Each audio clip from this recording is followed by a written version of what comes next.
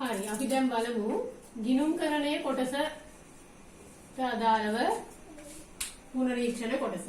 ගිණුම්කරණයට අදාළ රිවිෂන් එක බලමු. හරි?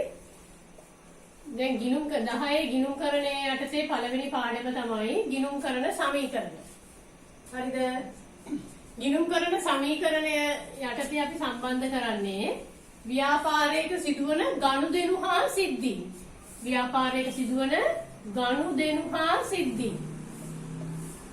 මොකද්ද මේ ගනුදෙනුවකයි සිද්ධියකයි වෙනස? ගනුදෙනුවක් කියන්නේ ව්‍යාපාරයට පාලනය කරන්න පුළුවන් ව්‍යාපාරයේ වත්කම් වගකීම් ආදායම් වියදම් වලට බලපෑම් සිදුවෙන දෙයක්. සිද්ධියක් කියන්නේ ව්‍යාපාරයකට පාලනය කරන්න බැරි ව්‍යාපාරයේ වත්කම් වගකීම් ආදායම් වියදම් වලට බලපෑම් වෙන දෙයක්. අපි 10 මූල්‍ය ගිණුම්කරණයේ කොටසින්දා සැලකිල්ලට ගන්නේ මුදලින් මැනිය හැකි ගනුදෙනු හා සිද්ධි. අපි මූල්‍ය ගිණුම්කරණය 10 11 විෂය නිර්දේශයේ වැඩිපුර තියෙන්නේ. ඒකට අපි සැලකිල්ලට ගන්නේ මූල්‍ය ගිණුම්කරණයේ යටතේ මුදලින් මැනිය හැකි ගනුදෙනු හා සිද්ධි. ඒතර ගනුදෙනුවක් හරි සිද්ධියක් හරි වුණොත් බලපානවා ප්‍රධාන වශයෙන් ආයිතම පහකට. ඒ තමයි වත්කම් වගකීම් ආදායම් වියදම් හිමිකම්.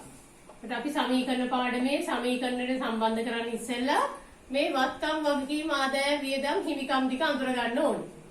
වත්කමක් කියන්නේ ව්‍යාපාරයේ මුදල් පිටතට ගනුදෙනුවක් සිදු වෙනකොට ව්‍යාපාරයේ මුදල් පිටතට යනවා. නමුත් ඒකෙන් ලැබෙන ප්‍රයෝජනය දරපු කාලයට වඩා ඉදිරියට යනවා. ගනුදෙනුවක් සිදු වෙන වෙලේ රුපියල් ලක්ෂයක් දීලා යන්ත්‍රයක් මිලදී ගන්නවා. අපි වත්කමේ නමින් මිලදී ගන්න දිගු කාලීන ප්‍රයෝජනයට. අපි විකුණන්න ගත්තා නම් කියන්නේ බඩු තොගය නැත්තම් ගැණු. ඒකට රුපියල් ලක්ෂයක් දීලා යන්ත්‍රයක් ගත්තා කියන්නේ අපි දිගු කාලීන ප්‍රයෝජනයට ගත්තේ. අපි සාමාන්‍ය ගිණුම් තියෙන වර්ෂයක් දිහා බැලුවොත් ඒතර මේ වර්ෂය තුල යන්ත්‍ර ගැනීම නිතර දරන්න වෙන්නේ නැහැ. අපි ඕක ගත්තේ මේ 11 වෙනි මාසේ නම් ප්‍රයෝජනේ 11 වෙනි මාසෙටත් එහාට යනවා. ඊට අමතරව අයිතමේක නමක් දුන්නොත් අපි වත්කමක් අඳුරගන්නේ ව්‍යාපාරයේ සතු දෙයක්. ඊට අමතරව ව්‍යාපාරයට කායෙන් හරි දෙයක් ලැබිය යුතුයි නම් අපි ඒක හඳුනගන්නේ වත්කමක් විදියට. ඒ වගේම රුපියල් ලක්ෂයක විදුලි බිල ගෙවනවා. ඒකෙත් මුදල් පිටතට යනවා. නමුත් අපි ඒක ගෙවුවෙත් 11 වෙනි මාසේ නම් ඒකේ ප්‍රයෝජනේ 11 වෙනි මාසෙට විතරයි. අපි එතකොට ගිණුම් තියෙන වර්ෂයක් දිහා බැලුවොත් ඒ වර්ෂය තුල ඒක නිතර දරන්න වෙනවා. දරපු කාලයට විතරයි ප්‍රයෝජනේ සීමා වෙන්නේ. ඒ ගනුදෙනුවක් සිද්ධ වෙන වෙලේ. අයිතමයක් වශයෙන් නමක් දුන්නොත් සිදුවන පාඩු හා නිතර දරන දේවල් තමයි අපි වියදම් විදියට හඳුනගන්නේ. හරිද? ඊළඟට ආදායම් සහ වගකීම් අඳුර ගන්න හැටි. රුපියල් ලක්ෂයක් බැංකු ණයක් ලෙස ගත්තා. රුපියල් ලක්ෂයක් ගොඩනැගිලි කුලී ලෙස ලැබුණා. ඒතකොට මේ දෙකේම ව්‍යාපාරයට මුදල් ලැබෙනවා. එතකොට බැංකු ණයක් විදිහට රුපියල් ලක්ෂයක් ලැබුණම ඒක අපි නැවත ගෙවිය යුතුයි. රුපියල් ලක්ෂයක් බැංකු ණය වෙත ලැබුණම ඒක අපි නැවත ගෙවිය යුතුයි. නැවත ගෙවිය යුතු තත්වයෙන් ලැබෙන දේවල් සහ බාහිර පාර්ශවයන්ට ගෙවන්න බැඳිලා තියෙන දේවල් තමයි අපි වගකීම් කියන්නේ. නැවත ගෙවිය යුතු තත්වයෙන් ලැබෙන දේවල් සහ බාහිර පාර්ශවයන්ට ගෙවන්න බැඳිලා තියෙන දේවල් වගකීම්. ඒ වගේම නැවත ගෙවිය යුතු නොවන තත්වයෙන් ලැබෙන දේවල් සහ නැවත ගෙවිය යුතු නොවන තත්වයෙන් ලැබෙන දේවල් සහ සිදුවන ලාභ අපි උපයගත් දේවල් අපේ ගොඩනැගිල්ල අපිට ව්‍යාපාර කටයුතු කරන්න ප්‍රමාණවත් අවශ්‍ය ප්‍රමාණයට වඩා වැඩි හින්දා අපි එක තට්ටුවක් කාට හරි කුලියට දීලා ඒකෙන් ලැබෙන කුලිය අපි කාටවත් දෙන්න ඕනේ නැහැ. එහෙනම් නැවත ගෙවිය යුතු නොවන තත්වයෙන් ලැබෙන දේවල් හා සිදුවන ලාභ අපි අඳුර ගන්නවා ආදායම් විදියට. අයිතිකරුට අයිති ටිකට තමයි අපි හිමිකම කියන්නේ. අයිතිකරු ව්‍යාපාරයට යොදවලා සල්ලි හෝ වෙන යම් දෙයක් යොදවනවා නම් අපි කියන්නේ ප්‍රාග්ධනය. එයාට අයිතිය වැඩි වුණා. යොදවපු දේ ගෙදර ගෙනිච්චොත් ගැනිලි කරනවා. එතකොට එයාගේ හිමිකම ව්‍යාපාරයේ සම්බන්ධයෙන් තියෙන අඩු වෙනවා. අපි ව්‍යාපාරික සිදුවන ගනුදෙනු හා සිද්ධීන් මූලික වශයෙන් මේ පහට තමයි අපි බෙදන්නේ. ව්‍යාපාරික සිදුවන ගනුදෙනු හා සිද්ධීන් බෙදන්නේ මෙන්න මේ කොටස් පහට. එතකොට ඕගොල්ලන්ට ගිණුම් කරන සමීකරණේ දීලා තියෙන්නේ මෙන්න මේ අයිටම 3 විතරයි පේන්න. කොලම්ස් 3කට සම්බන්ධ කරලා දීලා තියෙන්නේ මෙන්න මේ අයිටම 3 විතරයි. ඒ තමයි හිමිකම් ධන වගකීම් සමානයි වත්කම්. ඔයගොල්ලෝ මේ සමීකරණයකට ගනුදෙනු සම්බන්ධ කරගන්න මූලික වශයෙන් තව දැනගත යුතු කොටස් ටිකක් තියෙනවා. මම දැන් කිව්වා ගනුදෙනුවක් සිදු වුණාම අයිටම 5කට බලපානවා කියලා. ඒකට වත්කම් අඩු වැඩි වුණොත් මේ කොලම් එකට. වගකීම් අඩු වැඩි වුණොත් මේ කොලම් එකට. ඍජුවම ප්‍රාග්ධනයේ යෙදුවොත් යදු ප්‍රාග්ධනයේ ගැණිලි කරොත් මේ කොලම් එකට. ආදායම් වියදම් වෙනස් වුණොත් ආදායම් වැඩි වුණොත් ආදායම් අඩු වුණොත් වියදම් වැඩි වුණොත් වියදම් අඩු වුණොත් ඒක ගලපන්නේ කොහෙටද කියලා අපි දැන් පොඩ්ඩක් පැහැදිලි කරගමු. ආදායමයි වියදමයි අතර වෙනස තමයි ලාභය හෝ අලාභය. ඒ ලාභය හෝ අලාභය අයිතිකරුට. අයිතිකරුගේ අයිතිය තමයි අපි මේ හිමිකම කියන කොලම් එකෙන් පෙන්නන්නේ. ඒ හින්දා ආදායම් වැඩි වුණොත් ලාභය මොකද වෙන්නේ? වැඩි වෙනවා. එතකොට අයිතිකරුගේ හිමිකම වැඩි වෙන හින්දා ආදායම් වැඩිවීම හිමිකම් කොලම් එකට එකතු කරනවා. ආදායම් අඩු වුණොත් ලාභය අඩු වෙනවා. එතකොට අයිතිකරුගේ අයිතිය අඩු වෙන හින්දා ආදායම් අඩුවීම අපි හිමිකම් කොලම් එකෙන් අඩු කරනවා. වියදම් වැඩි වුණොත් ලාභය අඩු වෙනවා. වියදම් වැඩි වුණොත් ලාභය අඩු වෙනවා. එතකොට අයිතිකරුගේ අයිතිය අඩු වෙන හින්දා වියදම් වැඩිවීම අපි ප්‍රාග්ධනයේ කොලම් එක හිමිකම් කොලම් එකෙන් අඩු කරනවා. වියදම් අඩු වුණොත් ලාභය වැඩි වෙනවා. වියදම් අඩු වුණොත් ලාභය වැඩි වෙනවා. එතකොට අයිතිකරුගේ අයිතිය වැඩි වෙන හින්දා වියදම් අඩුවීම අපි ප්‍රාග්ධනයේ කොලම් එකට එකතු කරනවා.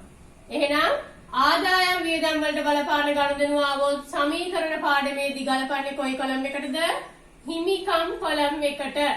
දැන් වත්කම් වැඩි වුණොත් මෙතනට දාන. වත්කම් අඩු වුණොත් මෙතනට ඍණ. වගකීම් වැඩි වුණොත් මෙතනට දාන. වගකීම් අඩු වුණොත් මෙතනට ඍණ. නමුත් ආදායම් වියදම් ලාභයට සම්බන්ධ වෙන හැටි හිතලා තමයි මෙතනට ධන ඍණ වශයෙන් සම්බන්ධ කරන්නේ. පැහැදිලිද? ආදායම් වියදම් සම්බන්ධ කරන්නේ ධන ඍණ වශයෙන් ලාභයට බලපාන හැටි සැලකිල්ලට අරගෙන. එහෙනම් හොඳට මතක තියාගන්න ආදායම් වියදම් ගලපන්නේ සමීකරණ පාඩමේදී හිමිකම් කොලම් එකට. තව දෙයක් ඔයගොල්ලෝ සමීකරණ පාඩමට ගනුදෙනු සම්බන්ධ කරනකොට දැනගන්න වෙනවා. ඒ තමයි අපි විකුණන්න ගන්න බඩු වලට කියන්නේ බඩු තොගය. විකුණන්න ගන්න බඩු වලට කියන්නේ මොකද්ද? බඩු තොගය. රෙදිපිලි ව්‍යාපාරයක් රෙදිපිලි ගත්තොත් කියන්නේ බඩු තොගයක් ගත්තා. එතකොට රෙදිපිලි ව්‍යාපාරයක් බඩු තොග බෙදා හරින වාහනයක් ගත්තොත් අපි කියන්නේ වාහනයක් ගත්තා. රෙදිපිලි ව්‍යාපාරයක් රෙදිපිලි විකුණුවොත් අපි කියන්නේ බඩු තොගය විකුණුවා. පොඩි සමීකරණයේදී විකුණන්න ගන්න බඩු අපි ගලපන්නේ බඩු තොගයේ විදියට බඩු තොගය වත්කමක් විදියට ගලපන්නේ. ඊට අමතරව මතක තියාගන්න ඕනේ සමීකරණ වල තව වැදගත් දෙයක් තමයි නමක් දීලා සිල්වාගෙන් රුපියල් 5000ක බඩු තොගයක් ගත්තා කිව්වොත් ඒ ගන්නේ ණයට. පෙරේරාට 2000ක බඩු තොගයක් විකුණුවා කිව්වොත් ඒ විකුණන්නේ ණයට. දැන් මම එහෙම කිව්වා කියලා ඔයගොල්ලන්ට විභාග අභ්‍යාසයේ කිව්වොත් පෙරේරාගෙන් රුපියල් 5000ක බඩු තොගයක් අත්පිට මුදලට ගත්තා කියලා විශේෂයෙන් ඒ වචනේ හයිලයිට් කරලා දීලා එතකොට අත්පිට. නැත්තම් නමක් දුන්නොත් ඒ කොහොමද ළමයි ගන්නේ? ණයට.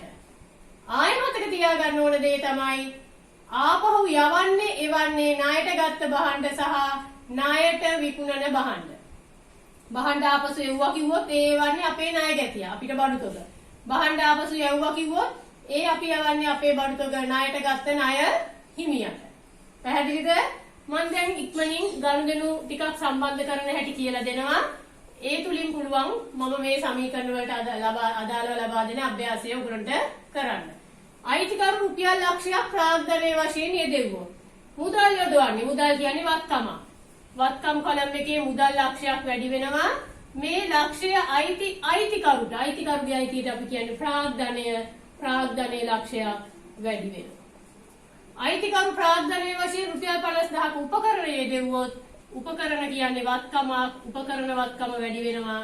මේක යෙදෙව්වෙත් අයිතිකරු ඒකත් අයිතිකරුගේ අයිතියට අපි කියන්නේ ප්‍රාග්ධනය නැත්නම් හිමිකම කියලා ලියන්නත් පුළුවන්. ප්‍රාග්ධනය 50000 වැඩි වෙනවා. රුපියල් ලක්ෂයක බැංකු ණයක් ගත්තොත් බැංකු ණය විදියට හම්බෙන්නේ මුදල් කියන්නේ වත්කමක්.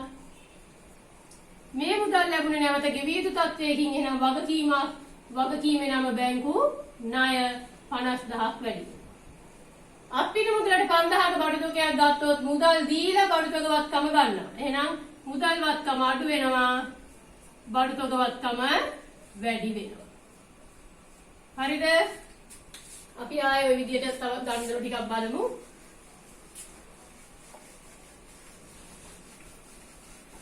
රුපියල් 2000ක බඩු තොගයක් ණයට ගත්තොත් ඒත් අපි ගාවට බඩු ආවා. බඩු තොග වත්කම 2000ක් වැඩි වෙනවා. ණයට ගත්තේ නැවත ගෙවිය යුතුයි වගකීමක්. එයාගේ නම ණය හිමියෝ. ණය හිමි වගකීම 2000ක් වැඩි වෙනවා. අත්පිට මුදලට බඩු විකුණුවොත් මුදල් වත්කම වැඩි වෙනවා, බඩු තොග වත්කම අඩු වෙනවා. 5000ක බඩු තොගයක් අත්පිට මුදලට විකුණුවොත්. ණයට බඩු විකුණුවොත් ඒත් අපේ බඩු තොගේ නම් අඩු වෙනවා 3000ක බඩු තොගයක් ණයට විකුණුවොත්. නමුත් ඒ වෙලේ සල්ලි හම්බෙන්නේ නැහැ. කාගෙන් හරි දෙයක් අපිට ලැබිය යුතුයි. කාගෙන් හරි දෙයක් අපිට ලැබිය යුතුයි නම් වත්කමේ නම ණය ගැතියෝ. ණය ගැති වත්කම වැඩි වෙනවා, බඩු තොග වත්කම අඩු වෙනවා. මෙතනත් බඩු තොග වත්කම අඩු වෙනවා, නමුත් ඒ වෙලේම මුදල් ලැබෙනවා.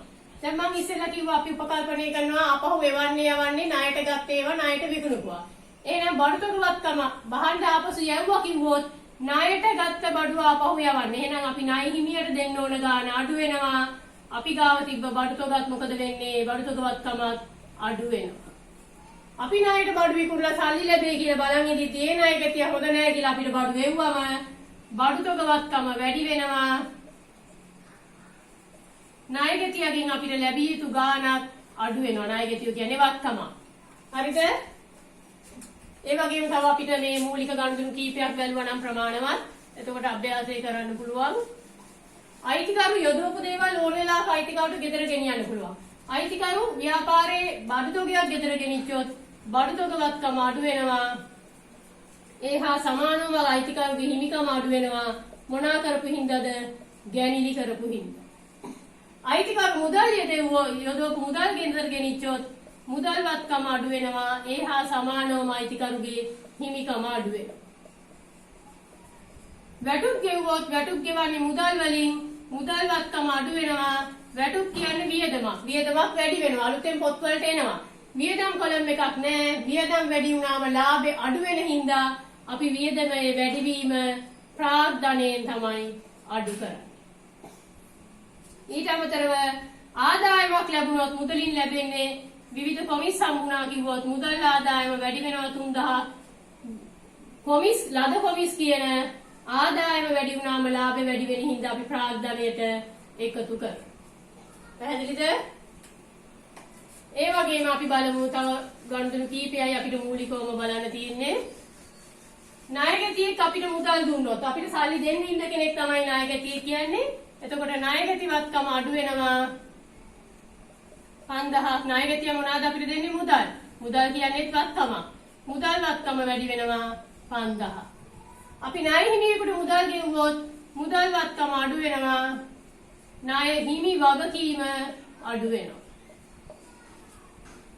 අපි මේ ණය හිමියන්ට ණය ගැතියන්ට වට්ටම් වලට යටත්ව ගනුදෙනු සිද්ධ කරොත් දැන් ණය ගැතියට 5000ක් දෙන්න තියෙද්දී 10%ක වට්ටමකට යටත්ව මුදල් ලබා ගත්තොත් ණය ගැතියගෙන් 5000ක් ලැබෙන්න තියෙද්දී 10%ක වට්ටමකට යටත්ව මුදල් ගත්තොත් ආයෙ ඉල්ලන්නේ අර පොඩි කාලේ බහන්න දීලා තරහ වෙලා ඉල්ලනවා වගේ ණය ගැතියගෙන් ආයෙ ඉල්ලන්න බෑ. ණය ගැතිය 5000ක් අඩු වෙනවා. නමුත් මුදල් වැඩි වෙන්නේ කීයද? ළමයි 4500යි. මෙන්න මේ පාඩුවක් ඉක්මනින් සල්ලි ගන්න ගියේ හින්දා වෙච්ච පාඩුවේ නම වියදමක් පාඩු කියන්නේ දුන් වට්ටම් ප්‍රාග්ධනයෙන් අඩු කරනවා. මේ ණය හිමියට අපි 10%ක වට්ටමකට යටත්ව මුදල් ගෙවුවා නම් ණය හිමිය අඩු වෙනවා 1000ක්ම. නමුත් මුදල් වත්කම අඩු වෙන්නේ කීයද? 900යි. 900ක් ගෙවලා 1000කින් වගකීමෙන් නිදහස් කරනවා කියන්නේ අපිට ලාභයක්. ලාභ කියන්නේ ආදායම්. එහෙනම් ආදායම එකතු වෙනවා කොහෙටද? ප්‍රාග්ධනයට. තව අපිට සම්බන්ධ කරන්න තියෙන්නේ ලාභයකට සහ අලාභයකට බහන්න විකිණීමක් විතරයි. අපි ඒ ගණන් දෙක බලමු. එතකොට ඕගොල්ලන්ට පුළුවන් සමීකරණ අභ්‍යාසය ඉවර කරන්න. රුපියල් 3000ක බඩු තොගයක් 5000කට අත්පිට මුදලට විකුණුවොත් මොකද වෙන්නේ? බඩු තොග වත්කම 3000ක් අඩු වෙනවා. මුදල් වත්කම 5000ක් වැඩි වෙනවා. 3000කට ගත්ත එකක් 5000කට විකුණුවා කියන්නේ 2000ක් ලාභයි. ලාභයයි අයිතිකරුට අපි ලාභයට එකතු කරනවා, ප්‍රාග්ධනයට එකතු කරනවා 2000ක්. 5000කට ගත්ත බඩු තොගයක් අපි 6000කට ණයට විකුණුවොත් බඩු තොග වත්කම 5000ක් අඩු වෙනවා. 6000 ණය ගැතිය වැඩි වෙනවා. එතකොට ඒ ලාභයත් එතරම් ලාභයක් ප්‍රාග්ධනයට තමයි එකතු වෙන්නේ. මේ ආකාර දෙකටම අලාභයකට විකුණන්නත් පුළුවන්. අපි 5000කට ගත්ත බඩු තොගයක් 3000කට මුදලට විකුණුවොත් මුදල් වත්කම වැඩි වෙන්නේ 3000යි. එතන අලාභයක් තියෙනවා. ඒ අලාභය අපි ප්‍රාග්ධනයේ මොකද කරන්නේ? අඩු කරනවා. ඔය ආකාරයට අපිට මූලිකවම ගිණුම් කරන සමීකරණයට එන ගනුදෙනු කීපයක් මම දැන් සම්බන්ධ කරලා තිනවා. මේක ඇසුරෙන් ඕගොල්ලන්ට පුළුවන් ගිණුම් කරන සමීකරණේ ඕනෑම ගනුදෙනුවක් සමීකරණයට සම්බන්ධ කරන්නේ කොහොමද කියලා අධ්‍යයනය කරන්න.